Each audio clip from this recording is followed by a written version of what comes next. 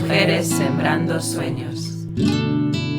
El podcast donde cada historia es una semilla. Bienvenidas al viaje. Presentado por Ludi Adelino.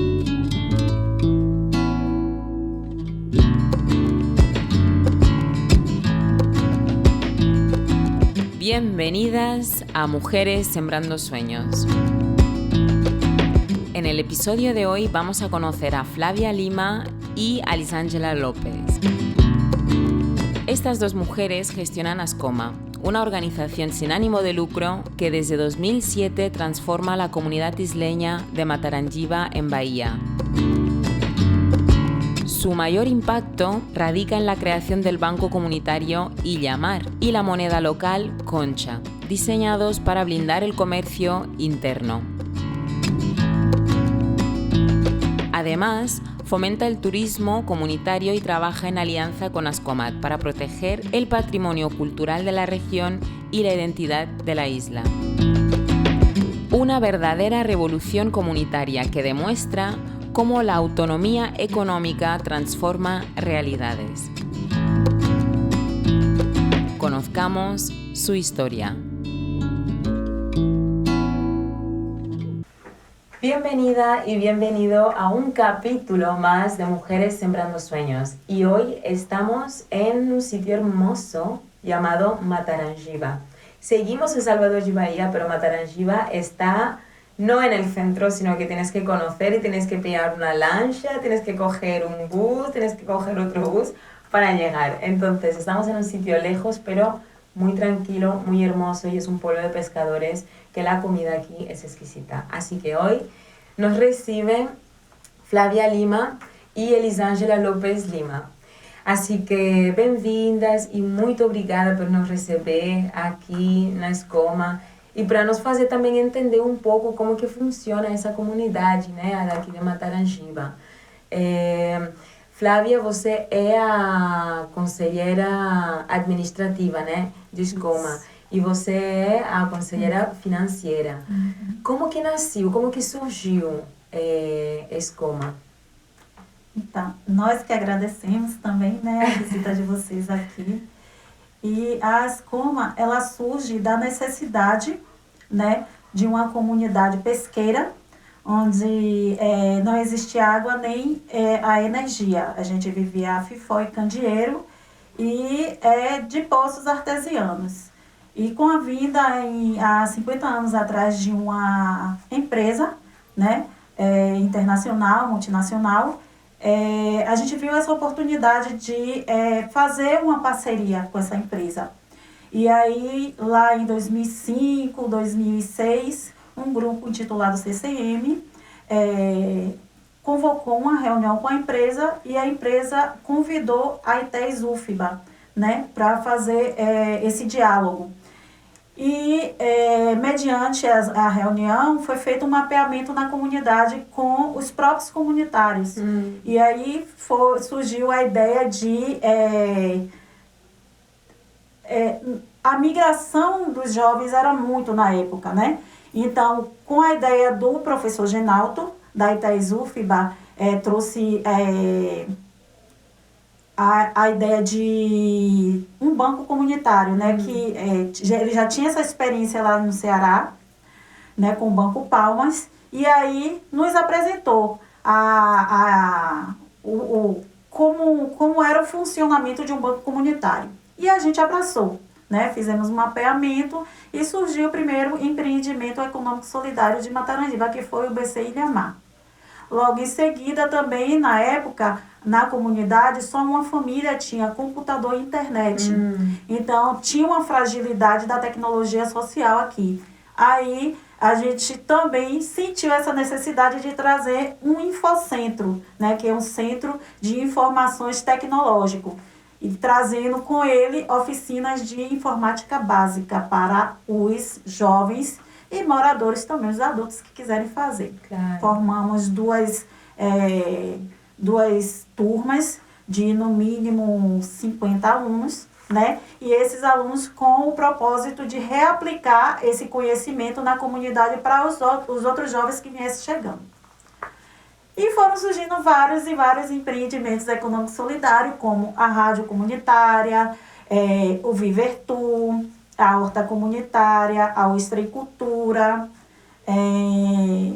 e aí foram passando de gestão para gestão. O que é o Vivertu? O Vivertu é um grupo de turismo comunitário, né? Na época, esse grupo, ele percebeu também que vinha muitos visitantes para a comunidade e a gente tem um atrativo muito lindo, né? Temos uma praia muito linda, temos trilhas lindas, temos nascentes. E a gente viu essa necessidade de fazer um turismo organizado, sustentável e responsável dentro da nossa comunidade. E aí esse grupo se capacitou também com a UFBA-ITES, né, que aqui nos acompanha há muitos anos. E a gente começou a organizar o turismo dentro da nossa comunidade. Queremos o turismo dessa forma, responsável e sustentável. Isso. E formamos parcerias com alimentação, hospedagem, barco, transporte. E os condutores são os próprios moradores, que são os condutores locais, condutores de visitantes. Né? E é isso. A gente precisa falar também de mais outros empreendimentos que foram criados e que faz a total diferença na nossa comunidade, que é a padaria comunitária, que é a primeira e única padaria que a gente tem na nossa comunidade. Isso, visto que a comunidade ela viu realmente a necessidade, porque o pão ele vinha de fora, né, através de um transporte não muito bom, né? Então o pão ele já chegava com poeira, em condições que... Exato. E aí hoje nós temos o pão fresco, né, na nossa comunidade. Nós temos o Cinemar, que é um cineclube, onde nós fazemos a exibição de filmes e também discutimos aquele tema, né, com quem está ali assistindo. E temos também o nosso bebê, que é o Sublimar, que é um empreendimento de sublimação, onde a gente traz os designs em canecas, chaveiros, camisas, bonés, né? E assim a gente vai trazendo desenvolvimento para a comunidade de Matarandiba. E esperamos que a gente consiga mais e mais empreendimentos para cá. E qual é o objetivo, por exemplo? Qual é o grande sonho de Escoma? Porque eu acho que vocês cumpriram muitas coisas, né? Porque tem a padaria, tem o Vivertu, tem todas esses projetos que começaram e que já começaram sendo bebê, foram crescendo, agora são independentes, né? E vão sozinhos. Mas qual é o grande sonho de Escoma para a comunidade de Matarangiba? Eu acho que a gente pode ter até uma complementa a outra, né? Mas em si, eu acredito que tudo que a gente for falar, ele se resume a trazer o desenvolvimento da comunidade de Matarandiba, nas nossas atividades e nas nossas ações. Então é isso que a gente busca, né? Que Matarandiba, que a Escoma, ela seja referência para outras comunidades, né? A partir de lideranças mulheres, né? Que fazem a diferença, né? Que a gente não se limita. A gente sonha e a gente vai em busca do sonho para que aquele sonho vire realidade. Totalmente. Então essa é a diferença que a gente tem. Totalmente. E você falou sobre as mulheres. E qual é o papel das mulheres aqui na comunidade? Eu acredito, assim, que na comunidade as mulheres aqui são bem empoderadas, né? Então, elas são a liderança da comunidade. Tem os homens, sim, é claro, mas sempre que a gente procura esse desenvolvimento, né? Principalmente na geração de trabalho e renda para os jovens, né? Para que eles se incluam na nossa sociedade, uma sociedade saudável, né? A mulher ela sempre está à frente. Então, ela sempre toma a decisão final de toda a nossa história. E também, no começo, da criação da associação. Isso. No começo da criação da associação, por incrível que pareça, era um grupo mais masculino, né? Iniciou com um grupo masculino. A Flávia, ela é a terceira geração, eu entrei na segunda geração, né? Sendo lideranças mulheres. E na terceira geração, a liderança aumentou mais ainda como mulheres, tanto na Ascoma como a Ascomate, porque nós temos uma rede interna, que é a Rede Matarandiba de Economia Solidária e Cultura, que abrange as duas associações, né? Ascoma e Ascomate, que é sociocultural, social e cultura, né? Então, assim, a geração da Ascomate foi mais feminina, mas iniciou, para a Ascomate surgir, ela iniciou desse movimento masculino, entendeu? E aí, esse movimento masculino, quando viu o empoderamento das mulheres aqui dentro, eles confiaram essa responsabilidade para nós mulheres, porque viu que a dedicação da mulher, ela é muito, assim, especial mesmo, né? Porque eles confiaram a nós e nós estamos dando recado do... Nossa, e fazendo um grande trabalho, né? Sem contar que a mulher, ela é mais cuidadosa e detalhista. Então, com isso a gente consegue colocar em prática os nossos sonhos, né? Porque a gente faz o quê? A gente sonhou, mas para que aquele sonho vire realidade, o que é preciso fazer? Então, a gente elabora um roteiro para que aquele sonho ele possa ser concretizado. Isso. Né? Todo um processo, né? Um processo. Nossa, vocês estão a tope com os projetos, porque também tem uma parte de identificação das necessidades dentro da comunidade. Depois, como que a gente vai fazer? Por onde que a gente vai começar? Isso. Né? Então, é um trabalho aí bem importante. Vocês falaram também sobre a economia solidária. Vocês têm aqui como que funciona isso da economia solidária? A economia solidária é totalmente diferente da economia circular, né? Economia que todo mundo está acostumado, porque a economia que todo mundo está acostumado, a economia circular, ela visa mais de lucratividade. E já na economia solidária, é olhar para o outro, é o bem viver, a solidariedade, é a troca mútua. Então, a economia solidária é o modo de fazer a economia, né? Então, nós temos aqui, como a Elisângela falou, que a história do Banco Ilhamar, ela se interliga à história da Ascoma. E a gente tem o Banco Comunitário hoje que traz a economia fortalecida, a economia solidária fortalecida na comunidade de Matarandiba, porque não é só sobre dinheiro, é sobre pessoas, é sobre o cuidado com o outro, né? Nós não ofertamos apenas o câmbio ou o microcrédito, nós ofertamos uma vida melhor, dentro da possibilidade que o banco pode oferecer a cada cliente ou à comunidade em si. Por exemplo, um exemplo para poder entender melhor. Pronto, então, um exemplo que a gente tem não é só sobre dinheiro, né? A gente tem um projeto de estante solidária que foi criado a partir da pandemia. Então, aqui nós somos uma vila de pescadores e marisqueiras. Um exemplo eu sou marisqueira, eu fui hoje para Maré e só consegui o marisco que eu peguei lá na Maré. Em casa eu não tenho absolutamente mais nada para completar a minha alimentação naquele dia, a minha refeição. Então eu posso vir no banco, até mesmo dividir aquele marisco que eu peguei no mar, trazer no banco e trocar justamente pelo valor daquele marisco que eu trouxe.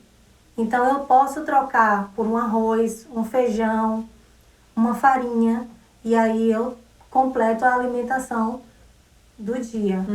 Então, o banco comunitário ele vem realmente com essa perspectiva que outra economia é possível e o cuidado com o outro. Isso não é o banco alimentar, é o banco da economia solidária. Exatamente. Tá bom. E vocês também têm uma moeda que você falou antes de que a gente começar a entrevista, que eu fiquei assim, como que vocês têm uma moeda aqui em Matarangiba? Como é isso? Como que surgiu também isso, né? De ter uma moeda? Isso. A moeda social, o nome é a concha, porque eleva o nome da concha por ser a casca do marisco que as marisqueiras pegam na maré, né? E que aí, é isso, né? O que exato. É a moeda social concha. Então, aqui a gente tem a cédula de duas conchas, ela é pareada com real, então o mesmo valor do real. A gente tem a nossa marca d'água, que é esses bloquinhos amarelo, e tem a série, que ela é única para cada cédula, né? E aí, com essa moeda social, a comunidade ela pode vir ao banco solicitar empréstimo, ou o visitante pode trocar o seu real pela moeda social e comprar na comunidade. Em alguns comerciantes que são nossos parceiros, vocês vão ter desconto nos produtos ofertados, a partir da compra com a moeda social. Com a moeda social. Exatamente. Então, a gente faz parte da rede baiana de bancos comunitários, fazemos parte também da rede brasileira de bancos comunitários, do Fórum de Economia Solidária, e estamos também como delegados da Economia Solidária do Estado da Bahia. Então, a moeda concha, ela veio para trazer realmente um desenvolvimento econômico para a comunidade de Matarangiba.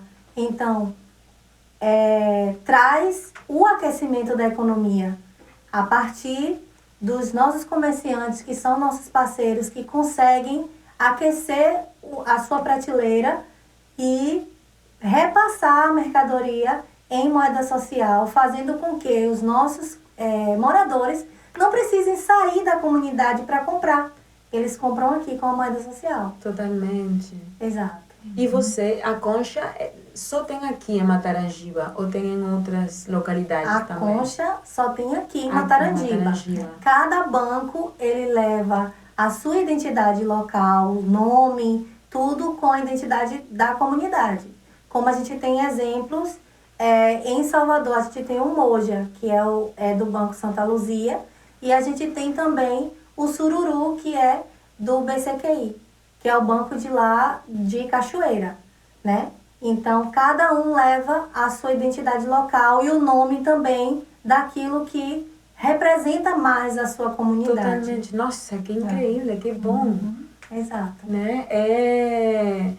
Como que funciona, né, a economia solidária e quais são as diferentes ramas? Porque se você não sabe, você só fica que a economia solidária é uma coisa muito mais simples.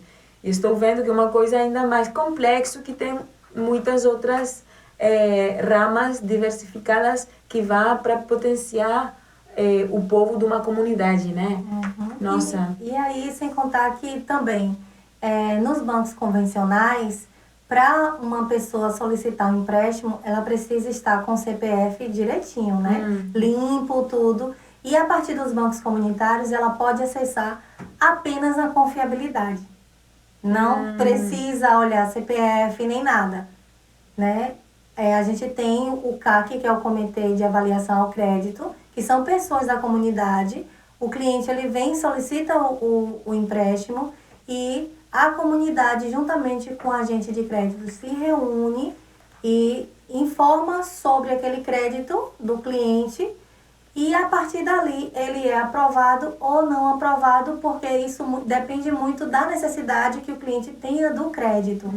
Então, o cliente, ele vai falar a data, o cliente, ele vai falar quantas parcelas ele pode pagar, e quando ele não pode pagar de jeito nenhum, né, ele pode pagar também com seus serviços. Por outras formas, Por outras formas. Sabe? Então, não é sobre dinheiro totalmente. Total. É sobre o bem viver, é sobre o outro, é sobre olhar mais para o outro. Nossa, que bom. E quantos bancos comunitários tem aqui no Brasil? No Diferentes Brasil, a comunidades, gente tem assim. mais de 60 bancos espalhados no Brasil. Na Bahia, a gente tinha 10, hoje a gente tem 6, né? A gente está tentando aí articular para que os bancos que estão dormindo, eu não vou dizer que estão desativados, mas estão dormindo, eles possam acordar, né? Porque a gente sabe que é um pouco difícil, os bancos comunitários eles resistem, porque a maioria deles são abrigados, né, por uma associação ou cooperativa, mas eles também só funcionam a partir de editais, né? A gente não tem um olhar, né, do poder público em relação ao banco comunitário. Então, a gente consegue sobreviver daquilo que a gente busca. Então, alguns estão enfraquecidos e dormindo, mas aqueles que estão mais fortalecidos, dá a mão e a gente consegue. Eu não sei se podia falar de poder público. Não, mas acho, por supuesto, o poder público, porque a gente precisa ouvir mais essa palavra e se perguntar o que é isso, o poder público, se as pessoas não sabem. Porque o poder público está na nossa mão, não na mão das pessoas que decidem, né? É bem interessante isso. Tá, e então vocês aqui têm a maioria das pessoas que moram aqui. Matarangiba tem como uns 1.000 habitantes, mais ou menos, ou tem mais? Menos ainda? Tá. Então, a maioria das pessoas que moram aqui na comunidade são pessoas pretas, pessoas indígenas. Como que é a convivência aqui? São pessoas... Na verdade, a gente correu muito atrás para sermos reconhecidos como quilombo. Não conseguimos, mas sim, nós somos pretos, sim, nós somos resistência, né? Somos uma mistura que também tem raízes indígenas. Eu sou Tupinambá, né? Eu sou Pataxó Ranhã. Então a gente Eu estou é uma mistura. agora. O que significa isso? Então a minha origem, Sim. né, é uma mistura. A gente até brinca, né, porque a raiz da minha mãe é indígena e a de meu pai é quilombola. Então a gente meio que brinca que eu sou tupinambola, né? Tupinambola das misturas. Das dos misturas, dois. né? Então é assim, nós somos um povo mestiço, né? Misturados, mas que conseguem dialogar e conseguem fazer a diferença. E conseguem trabalhar juntos, Sim, né? sim. Também para conseguir todas as coisas que vocês estão conseguindo e vão conseguir, porque com certeza vai continuar, né? Nossa, certeza. isso é incrível. E eu queria saber, porque vocês eu estou vendo duas mulheres fortes que estão na frente, fazendo a luta, a transformação para a comunidade de Matarangiba. Mas também eu quero saber se vocês descansam, o que fazem para descansar, como se organiza isso, quais são os prazeres que vocês estão redescobrindo agora. É assim, descansar, eu acho que é uma palavra um pouco distante, né?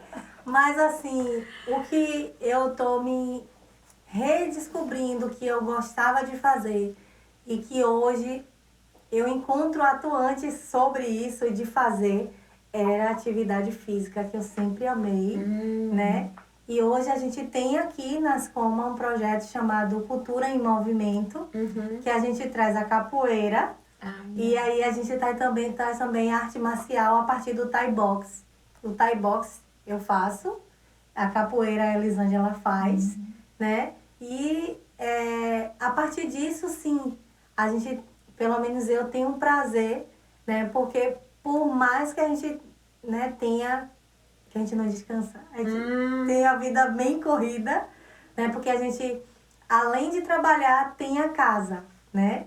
Tem os filhos, tem o esposo. Mas a gente encontrou um tempinho pra gente aqui dentro da associação, pra gente cuidar da gente. Totalmente.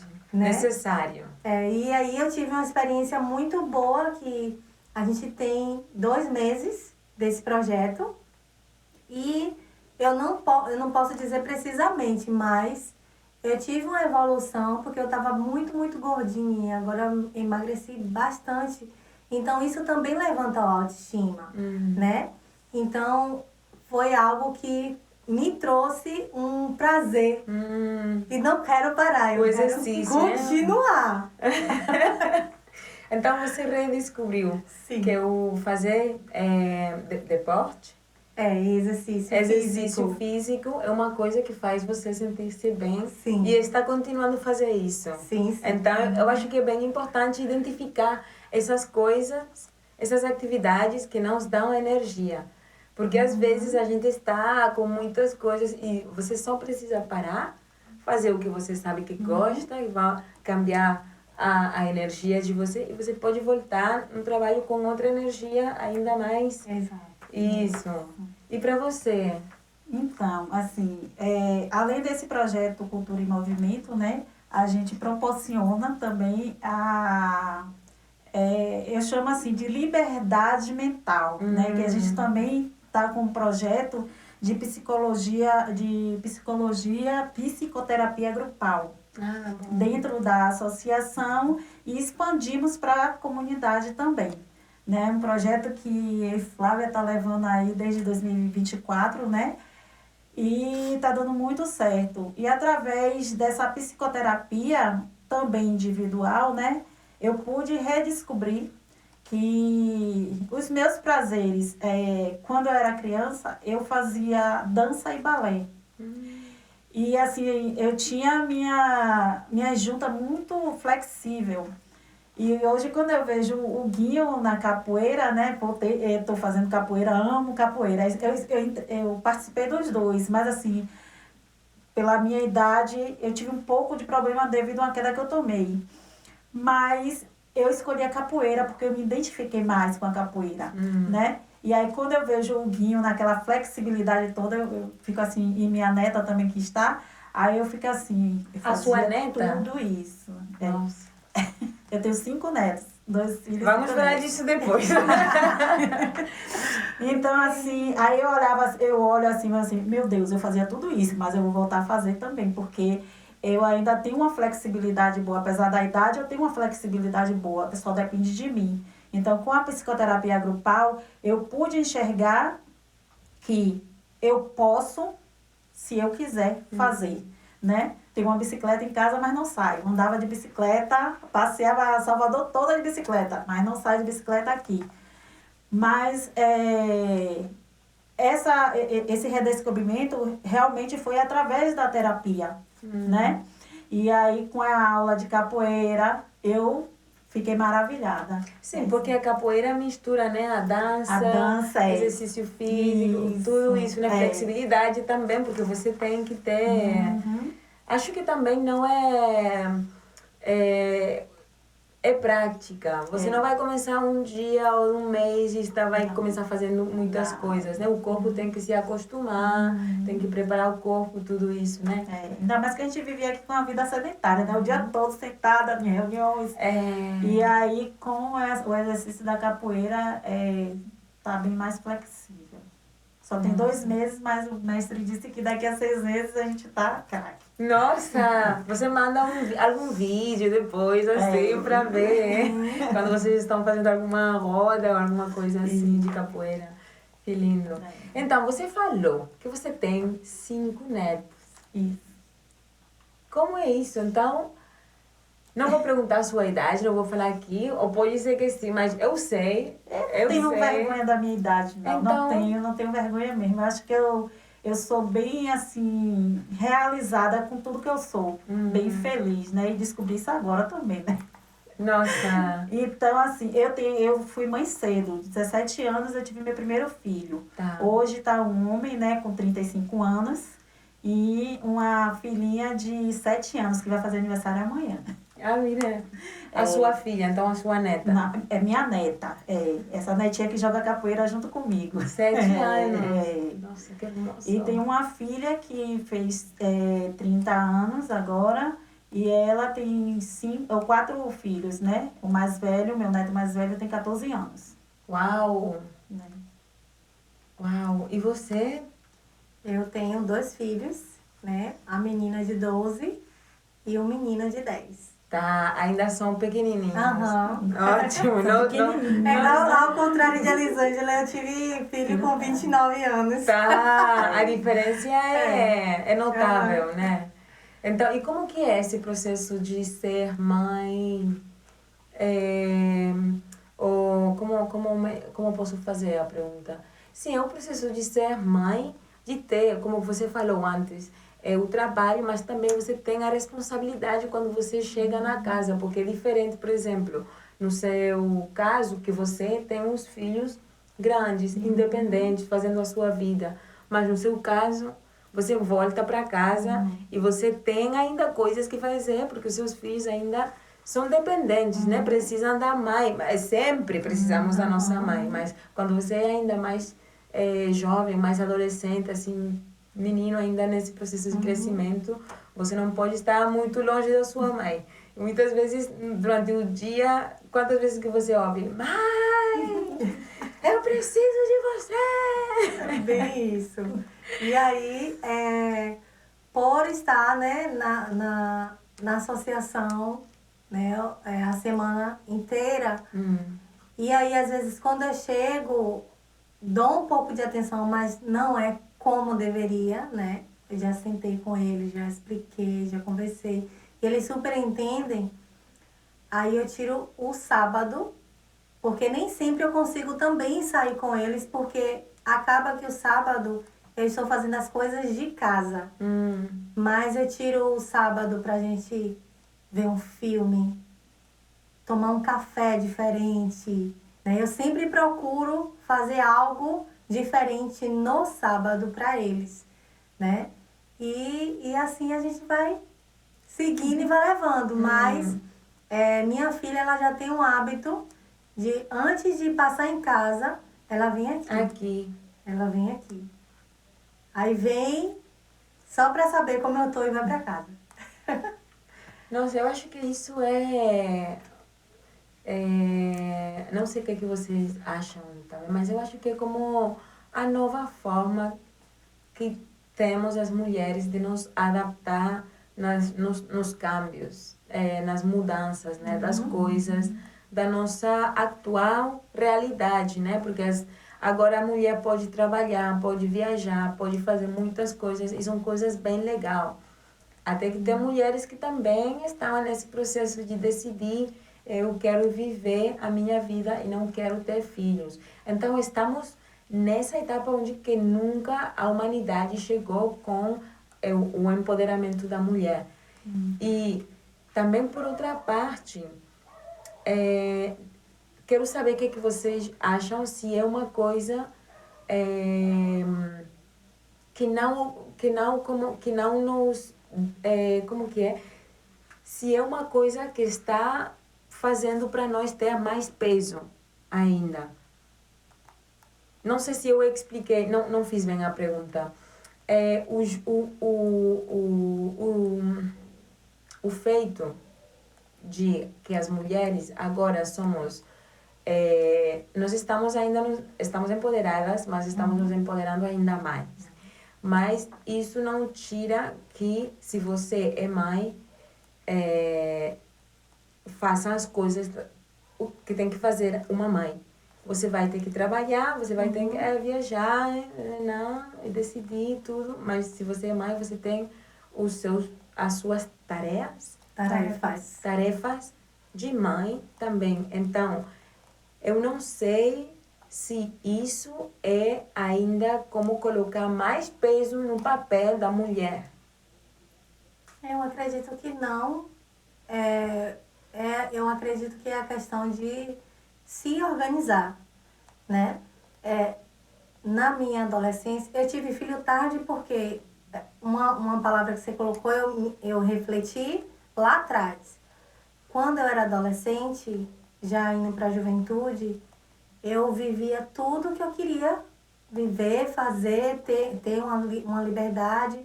Eu não pensava em constituir família.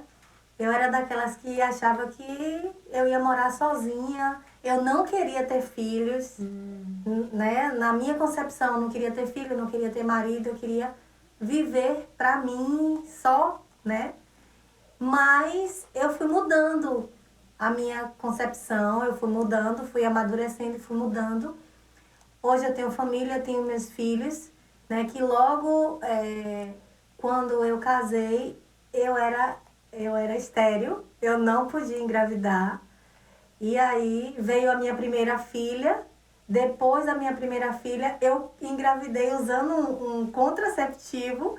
Então, foi uma surpresa. Totalmente, né? Totalmente. E, assim, me sinto realizada porque consegui ter o que eu pensava em ter. Lá na adolescência eu consegui. Hoje eu posso olhar para trás e ver o que eu construí ao longo da minha vida. Não me arrependo de nada, né? Tudo que eu construí até aqui, eu sou feliz. Eu posso dizer que eu sou feliz e eu fui muito bem sucedida em todas as minhas escolhas. Então, assim, sou mãe, sou mulher, sou trabalhadora e sou feliz. Eu acho que é isso, né? O empoderamento, ele vem a partir do momento que você tem também condição de levantar cada bandeira que você acredita. Então, eu levanto a bandeira de mãe, eu levanto a bandeira da mulher trabalhadora, eu levanto a bandeira daquilo que eu quero ser, né? Então, eu acredito que é bem por essa linha. Quanta verdade, né? Sim. Então, acho que o chave é a organização. Não é um peso, é um prazer. É um prazer, não é um peso, é um prazer. Amiga, gostei! Não é um peso. Não é um peso, é um prazer. Exato. E assim é. Então, vamos fechando, porque senão a gente pode estar aqui por horas ainda falando de tudo isso. A última pergunta. Qual seria o conselho ou o que você faria ou diria para, por exemplo, a Flávia com 10 ou 15 anos menos? Por exemplo, a Flávia com 30 ou 25 anos atrás. O que você falaria para ela? Ou a mesma coisa, né? Para Elisângela, que tem, não sei, 30 ou 40 anos, né? Porque eu sei a sua idade, só que eu não quero falar. Se você fala, eu falo, senão... Não, a verdade é 52 anos, eu não tenho vergonha. Então, vamos fazer uma coisa. Qual seria o conselho que você daria para a Elisângela de 30 anos, 22 anos atrás? O conselho que eu daria a ela é que hoje eu estou fazendo faculdade por muito incentivo de Flávia. Ela me incentivou, mas sempre foi meu sonho fazer minha faculdade. Eu ia para a escola de barriga, com o filho no braço, para terminar meu 2º grau. Terminei, né? E com a ajuda da minha mãe. Terminei. E o conselho que eu daria a Elisângela, com 30 anos, é que iniciasse o seu sonho de fazer um nível superior, que hoje ela poderia estar bem graduada. Porque a Elisângela, jovem, teve filho jovem, mas sempre foi uma mulher lutadora, uma mulher que sempre correu atrás daquilo e também não se arrepende de nada até hoje. Sempre correu atrás. Mas se ela, com 30 anos, porque ela se formou com 25, que foi quando teve a filha caçula, né? Estava de braço. Então, se ela iniciasse, ela terminou o 2º grau, se ela iniciasse o nível superior hoje, ela estaria bem melhor do que está hoje, porque eu estou muito feliz, mas estaria bem melhor. Então, você falaria para ela os estudos? Os estudos. Os estudos. E para você, Flávia? olharia para a Flávia, de 25 anos, e diria: obrigado. Obrigado, porque você é uma mulher de garra, você conseguiu, você não olhou as dificuldades que se levantou no seu caminho, os seus objetivos, você disse: eu vou e consigo. Eu quero te agradecer também, Flávia, por ter virado a chave, né? Porque Flávia, de 25 anos, ela não imaginaria ter família, porque a Flávia, de 25 anos, achava que a vida ela estava muito independente e para ela estava tudo bem, né? Enfim, mas eu agradeço a Flávia por ter virado a chave e entendido que hoje, né, aos 40, ela está muito feliz por ter constituído uma família, por ter filhos maravilhosos e carinhosos, ter um esposo também maravilhoso. Então, Flávia, você é 10. Agradeço a você, Flávia. Um abraço e um beijo. Que lindo, gostei. É importante às vezes. Uma vez, não todo mundo entende a pergunta, porque às vezes as pessoas só... nossa, estou pensando em muitas coisas num só momento.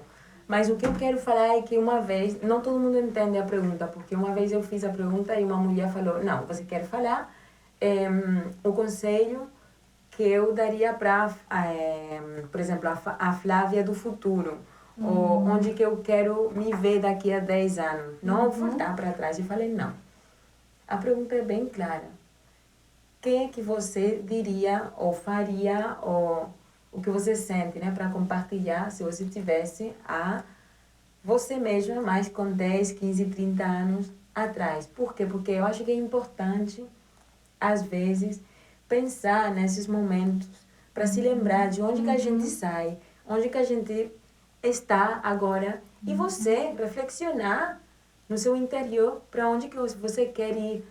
Porque se eu estou aqui hoje, não é por casualidade, não é por pura casualidade, é porque pessoas falaram para mim o lugar, falaram para mim um projeto, o trabalho, o lindo trabalho que vocês estão fazendo. Então, para uma pessoa poder estar no lugar onde que vocês estão hoje, fazendo esse trabalho maravilhoso, havendo passado por todas as dificuldades que vocês passaram, é muito, né?